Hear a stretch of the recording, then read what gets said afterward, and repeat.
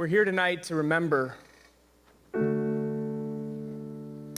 Good Friday, to remember what Jesus did for us and how he did it. We're here so that in the depth of our Easter celebration, we don't forget the cost. We're here so we can remember. Pain and suffering, they're not markers of a cursed life, but a life that just lives in our fallen world. And for the follower of Jesus, pain and suffering and ultimately death, they take on a newness. Because Jesus, he already endured it for us. He carried our shame. He lifted our sorrows. He brought life where there was death. He endured it for us. And as we live life right now in this fallen, broken world, he endures it with us. He's with us. The last week of Jesus' life, I think, must have been one of his loneliest. It seemed at every turn he was confronted with people that were disappointed with him.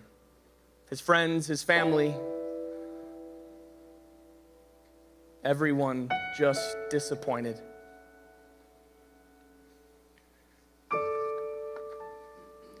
The soldier standing underneath the cross as Jesus hung there summed up the feeling.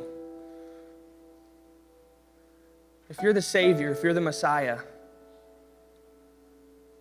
then what are you doing on the cross? If you're the Savior, if you're the Messiah, shouldn't you be down here and your enemies up there? When I was 5, my parents split up. And within a few years, my dad was living in Hawaii, which is about as far away as you can get from Minnesota.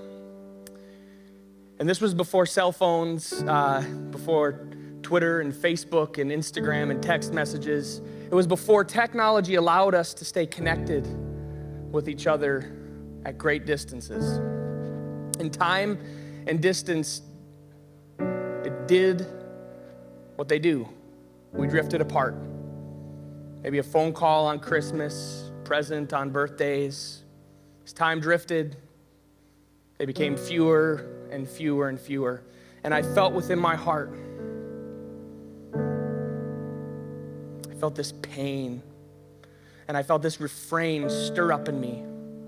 God, if you love me, then where's my dad?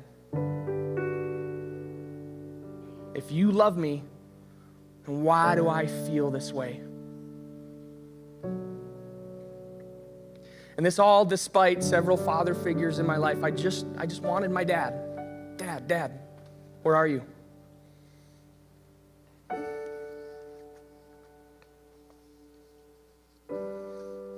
God, if you love me, why? And this is what we do when God disappoints us. We take our situations, the things we feel, the things that hurt us, and we create these if-then statements.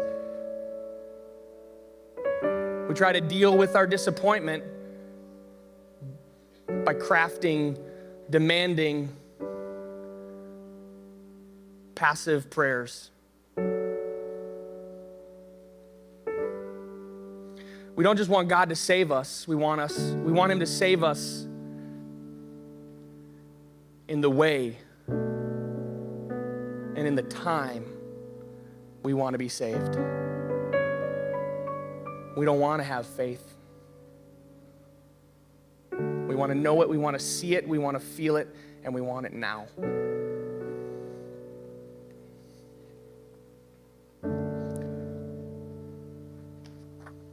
What's your story? What's your struggle? What's your if then? What's the thing in your life that hurts you so much that you say, if you love me, God, you wouldn't do this? If then. Maybe you lost your job, and now you can't pay your mortgage, and you're not sure how you're going to put your kids into sports. Or maybe you've just been praying for peace in your home, and your parents just keep fighting. They just keep fighting, and you can't sleep at night, and now your grades are suffering, and now your parents are fighting even more. Maybe death just stole somebody away from you. You have no idea what to do. Or maybe you're just sad. Maybe just life stinks. You just want to know why. Why can't I be happy? God, where are you? If you cared for me, then you'd give me a good job, God. If you cared for me. If you loved me, you'd fix my family. And if you were good, you'd make me happy. And if you were God, you would raise the dead. God, where are you? Why have you forsaken me? Why am I alone? These are my thoughts. I think this. I'm pretty sure they're yours. Pretty sure we're all afraid. We all feel alone. And we all ask why. God disappoints us all the time, and it's not because God's disappointing. It's not his fault. He disappoints us because we don't see what he sees. And when we can't see it, we fill in the blank and tell a story. God's not loving because if he was loving, these bad things wouldn't be happening to me. They wouldn't be happening to my friends. And we just sit.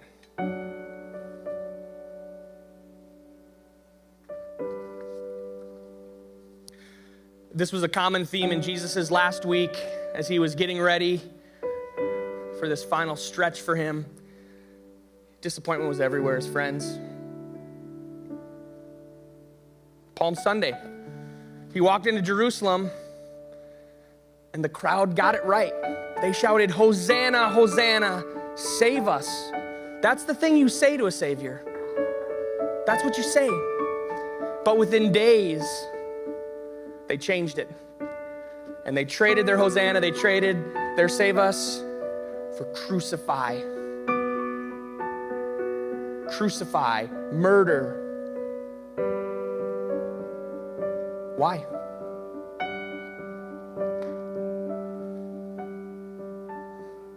Because saviors aren't powerless before tyrants. Because saviors don't get arrested. The night Jesus was betrayed, they celebrated the last Passover, Jesus' last Passover. We call communion. It was what we did at the beginning tonight. We took bread, we took juice, and remember his body and his blood poured out. And as they sat up in that room, Jesus sang the words to his disciples, "My body will be broken, my blood will be poured out." Their minds must have just been spinning and spinning. Here they are celebrating God's redemption from Egypt. God taking them out of slavery. Here they are remembering the plagues that God sent. The frogs, the locusts, the bloody river. Remembering the death of the firstborn. Remembering an angry Pharaoh's army chasing them. And God parting water and drowning them. Saving the day. And their minds must have wandered and thought about the other heroes. David and Goliath. Joshua and Jericho. Samson and the Philistines. Elijah and the prophets of Baal. All of them. Victors. Sure, there was a struggle, but they won in the end. They were disappointed. If you're the Messiah, if you're the Savior, your body's not going to be broken, Jesus. You're wrong. That's not how this works. I've read the stories. We're celebrating it right now. And where did that get Jesus? Betrayed and alone. His disciples were disappointed.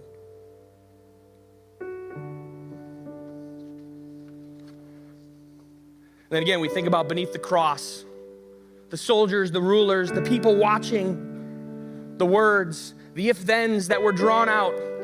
If you're the Savior, get down. You're not supposed to be up there. Saviors don't die on crosses. That's not what they do. That's not how it works. So you're wrong.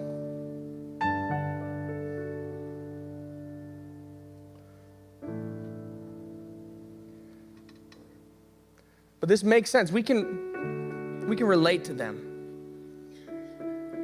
Because that's how we think. Our heroes don't lose. They're strong. They're victorious. They're just like their heroes. Samson, David, Moses. Heroes win. And there was Jesus standing, and, well, it sure looked like he was losing. Messiahs don't get arrested. Their bodies, they don't break. And they certainly don't die on crosses. Now I want to pick my story up again. Fast forward 25 years to this fall. My son invited me to his literature class, and I didn't want to go. I had the day off, and to be honest, the idea of going to a final reading of literature papers, for me, it's sort of like being sick on your birthday, or not the way I want to spend my day off. But I want to be a good dad, so fine, I go. I get there, I sit down with him, pop my phone out, checking the clock every 5 seconds. Are we there yet? Are we there yet? Start texting my wife how miserable I am. This is horrible. You should hear some of these papers. It's drivel. Oh my gosh. And I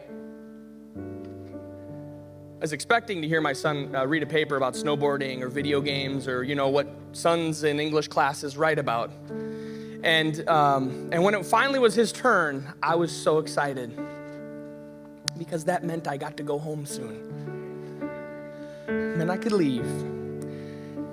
And that's not a proud parenting moment. Not a good way to be a dad. But what happened absolutely changed my life. It turned everything upside down. And I'm going to try to read this to you.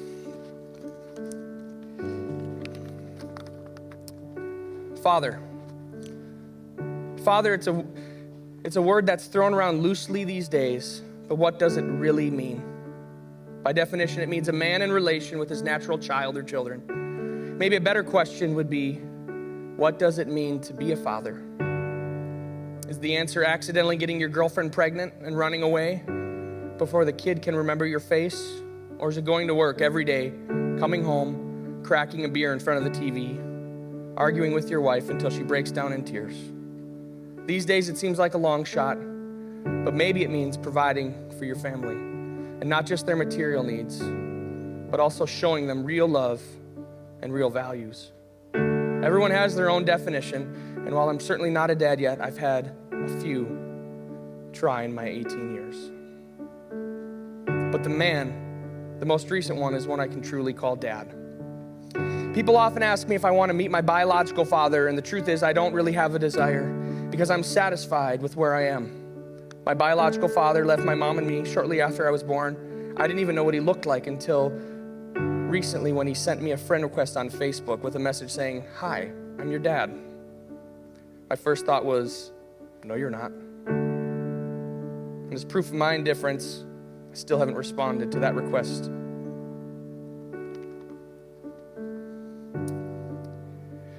Finally, when I was about 14 years old, my mom married Dan. I liked him. He was really great to my mom, my sisters, and me. But unfortunately, my liking for him didn't last long. At my young age, I became territorial, thinking there's this strange guy coming into my house, stealing my mom's attention, and he thinks he can tell me what to do?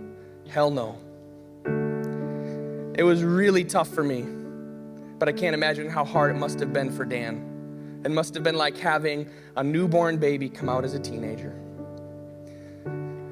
As time went on and I matured more, we started to relate in a lot of ways, and the fighting between us began to diminish. We started doing things together like playing video games and going to midnight premieres of movies. And it wasn't long before Dan turned into Dad. In fact, I haven't used the term stepdad in reference to him for a long time. It's crazy how much I love him and how much he loves me. We have no blood relation. We don't even look alike. But for the first time in my entire life, I can truthfully say, I love you, Dad.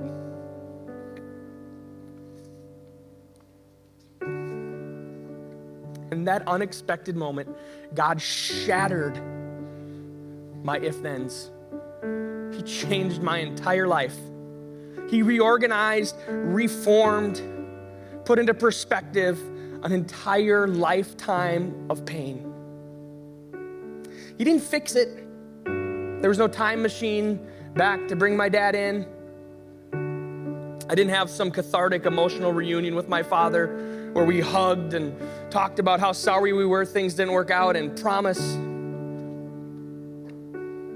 In that classroom, my if-then melted before the consuming fire of God's presence and the pure, real, just gutsy heat of his redemption. In that moment, I got it. It made sense. I saw for just a minute, just a moment, that the Messiah, that Jesus could get arrested. His body could be broken. He could hang on the cross. That God really could take dead things and make life. In our broken world, God uses every bad thing to work his good. Everything. There's nothing that escapes his notice. There's nothing that escapes his attention. He brings love out of pain. Somehow he uses brokenness to heal. And death, he brings life to dead things. So what's your story? What's your struggle? What's your if-then? What's the thing you're holding on to?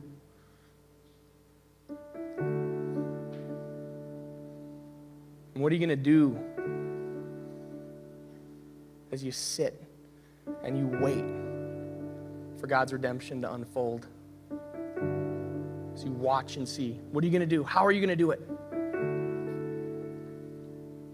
Sometimes our stories get redeemed immediately, within moments. Sometimes it takes a few days in a tomb. My story took 25 years. Sometimes we have to live in faith. We have to wait. We have to trust, because we won't get to see it on this side.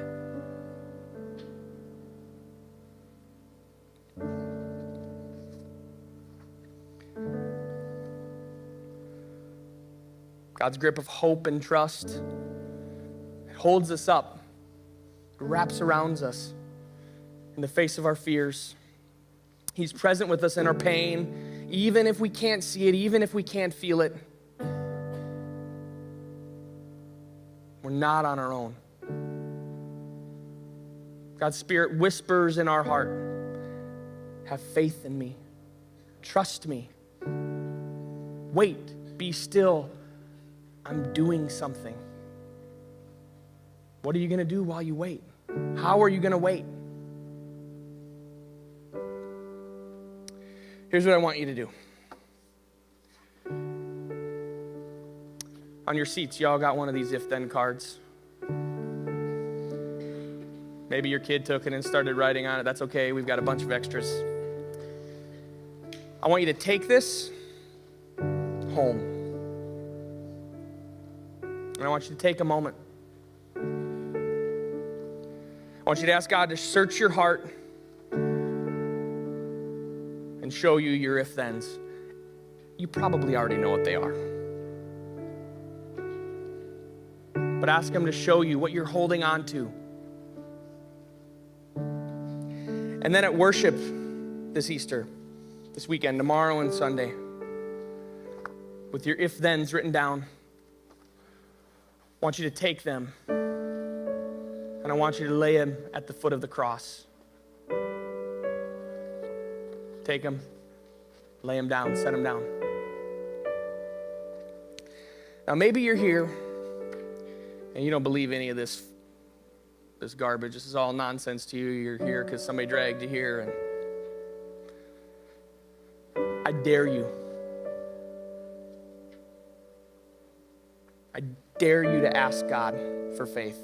And I'm not talking about I go to church, I can say all the right things at the right times to the right people kind of faith. That's not what I'm talking about. I'm not talking about a member's jacket.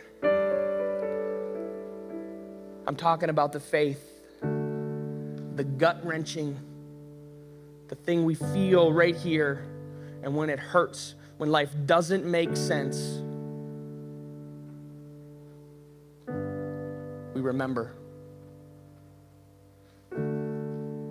His body was broken. His blood was poured out.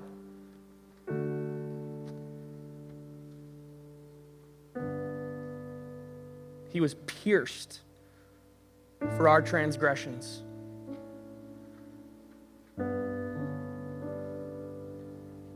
And He got on the cross for you and for me.